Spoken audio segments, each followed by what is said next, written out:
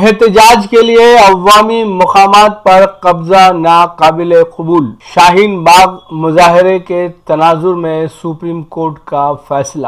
Supreme court نے کہا ہے کہ احتجاج کے لیے عوامی مقامات پر قبضہ ناقابل قبول ہے اور شاہین باغ جیسے علاقوں کو غیر معینہ مدت تک قبضے میں نہیں رکھا جا سکتا۔ شاہین باغ گزشتہ سال دسمبر سے CAA کے خلاف طویل مظاہروں کا مقام تھا۔ عدالت نے کہا کہ احتجاج صرف مقررہ مقامات پر ہی ہونے چاہیے اور مظاہرین کی جانب سے سڑکوں یا عوامی مقامات پر قبضے کی قانون کے مطابق اجازت نہیں دی جا سکتی، جس سے عوام کی بڑی تعداد کو تکلیف ہوتی ہے اور ان کے حقوق کی خلاف ورزی ہوتی ہے۔ عدالت نے یہ بھی کہا کہ متعلقہ عہدیداروں کو عدالتوں کے پیچھے نہیں چھپنا چاہیے اور ایسے حالات میں اپنے طور پر کارروائی کرنی چاہیے۔ جسٹس SA کول کی زیر قیادت بینچ نے کہا کہ احتجاج کے حق اور دوسرے عوامی حقوق جیسے نقل و حرکت کے حق کے درمیان ایک توازن ہونا چاہیے۔ جمہوریت اور اختلاف ساتھ ساتھ چلتے ہیں۔ اس کا یہ مطلب نہیں ہے کہ احتجاجی افراد کو ایسے طریقے اختیار کرنے چاہیے جو سامراجی حکمرانوں کے خلاف اختیار کیے گئے۔ شاہین باغ جیسے کیس میں احتجاج کے لیے غیر معینہ مدت تک عوامی مقامات پر قبضہ نہیں کیا جا سکتا۔ یہ فیصلہ CAA کے خلاف احتجاج کی مخالفت میں دائر کردہ ایک درخواست پر سامنے آیا۔ شاہین باغ احتجاج کی وجہ سے گزشتہ سال دسمبر میں ایک سڑک بند ہو گئی تھی۔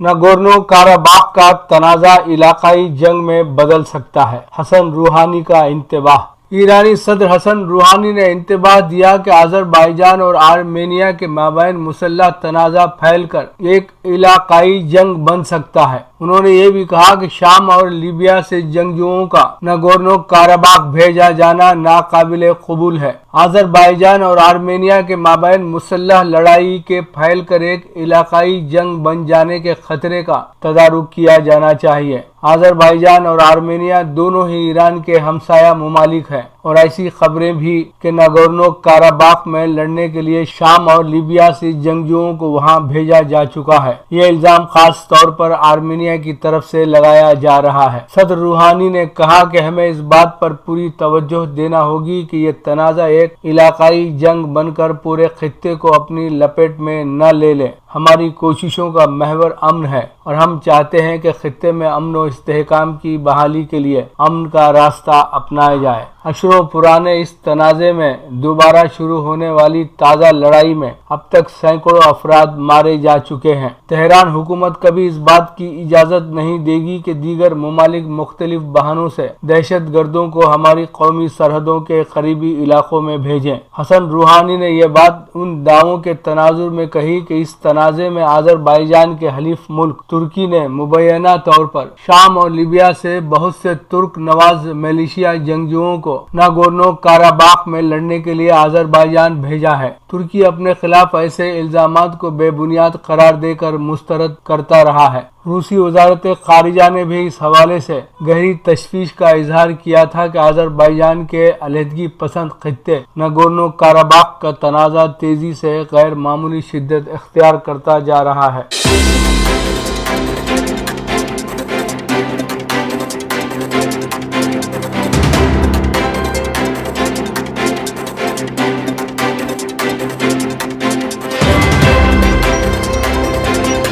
دو خاتون سائنسدانوں کو کیمسٹری کا نوبل انعام۔ کیمسٹری کے لیے اس سال کا نوبل انعام دو خواتین سائنسدانوں ایمانوئل کارپینٹری اور جینیفر اے ڈوڈنا کو مشترکہ طور پر جینوم ایڈیٹنگ کے لیے دیا جائے گا۔ Royal Swedish Academy of Sciences نے بدھ کے روز ایک بیان جاری کر کے کہا کہ ان دونوں سائنسدانوں نے جینیاتی ٹیکنالوجی کا ایک اہم آلہ CRISPR-Cas9 تیار کیا ہے۔ کیمسٹری کے نوبل کمیٹی کے چیئرمین C. گسٹافسن نے کہا کہ دونوں سائنسدانوں نے جینیٹک سیزر کی اہم دریافت کی ہے۔ اس کے ذریعے جانوروں، پودوں माइक्रो ऑर्गेनिज्म के डीएनए को तब्दील करने से संगीन बीमारियों का इलाज मुमकिन होगा। इससे कैंसर समेत मुतअद्दिद संगीन और जीनियाती बीमारियों का इलाज हो सकेगा। खातून साइंसदान कारपेंटी और डोडना केमिस्ट्री के नोबेल इनाम हासिल करने वाली 5वीं और 6ठी खातून साइंसदान हैं। 1901 से 1919 तक मजमूई तौर से 112 साइंसदानों को केमिस्ट्री का नोबेल इनाम दिया गया है।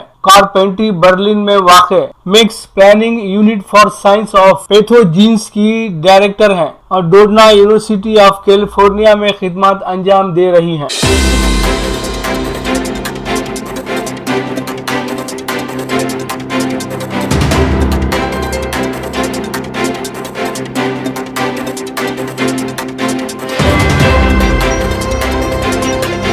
मकतूब रियाज मिन जानिब KN वासिफ सऊदी अरब ने ममलिकत आने वालों के लिए PCR टेस्ट की मियाद 48 घंटे से बढ़ाकर 72 घंटे कर दी है। मुसाफिरों को PCR टेस्ट की रिपोर्ट पेश करके साबित करना होगा कि वो कोरोना वायरस से पाक हैं। PCR टेस्ट की मियाद में तोसी की मंजूरी ऐवान शाही के फरमान पर की गई है। PCR टेस्ट ममलिकत आने वाले तमाम गैर मुल्कियों पर नाफिज होगा। इससे 8 बरस से कम उम्र के बच्चे मुस्तस्ना होंगे। कोरोना टेस्ट के सिलसिले में इस ममलिकत के कवानीन का लिहाज किया जाएगा जहां से गैर मुल्की सफर करके ममलिकत पहुंचा होगा। महकमा शहरी हवाबाजी ने तमाम सरकारी इदारों, सऊदी और गैर मुल्की फजाई कंपनियों और किंग अब्दुल अजीज इंटरनेशनल एयरपोर्ट पर जमीनी खिदमत अंजाम देने वाली कंपनियों को इस फैसले से आगाह कर दिया गया है। सेक्रेटरी सेहत ने तहरीरी तौर पर इसकी इतला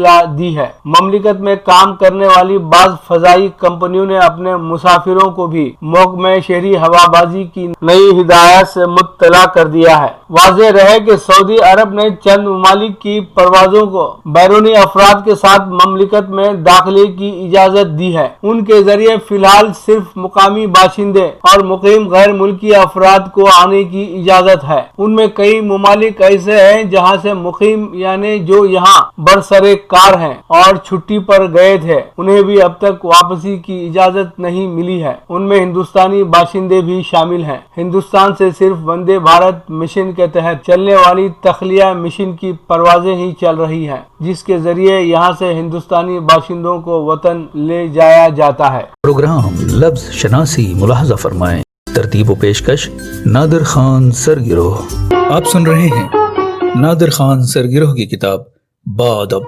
बामुहावरा होशियार से एक मजमून। दुम सा नहीं देखा। ख्याल खाम आम है कि दुम में कुछ नहीं होता, यानी दुम में दम नहीं होता। फिर भी हर जानवर के साथ ये दुम की तरह लगी होती है। दुम का सिरा पकड़कर जब हमने सोचना शुरू किया तो लटकते झूलते इस नतीजे पर पहुंचे कि दुम के होने से ये इशारा मिलता है कि जानवर अब यहाँ आकर खत्म हो चुका है। इसके अलावा ये जानवरों की सत्रपोशी और मक्खियां उड़ाने का काम भी करती है।